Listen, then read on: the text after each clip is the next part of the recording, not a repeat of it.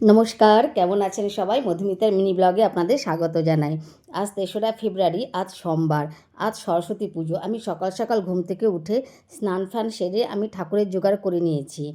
২ দিন আগেই আমি বাবাকে বলেছিলাম যে, বাবা আমার বাড়ির পুজোটা তোমাকেই করতে হবে, কারণ এই পুজোর দিনে, সরস্বতী পুজোর দিনে ঠাকুর পাওয়া ভীষণ মুশকিলের হয়ে ওঠে। কোথাও ঠিকমতো ঠাকুর পাই না, যদিও বা পাই তারা ঠিকমতো টাইম দিতে পারে না। তাই বাবাকে বলেছি, তো বাবা চলে এসেছে। এখন বাবা পুজোতে বসে গেছে। পুজো শেষ হয়ে যাওয়ার পর তারপর রান্নাবান্না করব। তারপর আমি আমার প্লেটটা যখন সাজাবো তখন আপনাদের সঙ্গে শেয়ার করব।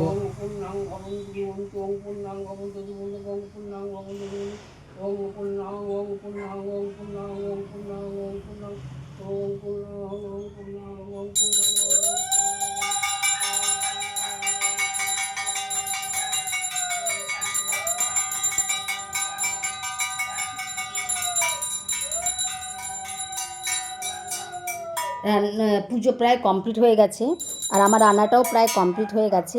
আমি আমার প্লেটটা সাজিয়ে নিয়েছি। আমি এখানে করেছি গোবিন্দভোগের চাল আর সোনামুগ ডালের খিচুড়ি, বেগুন ভাজা, বাঁধাকপির ঘন্ট, আলু ভাজা আর পাঁপড় ভাজা, আর করেছি পুলি পিঠা।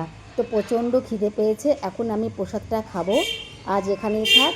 আমার এই ভিডিওটা ভালো লাগলে অবশ্যই লাইক, কমেন্ট, শেয়ার করবেন। আবার দেখা হবে পরের একটা ব্লগে। ভালো থাকবেন, সুস্থ থাকবেন। আজ এখানেই থাক, টাটা।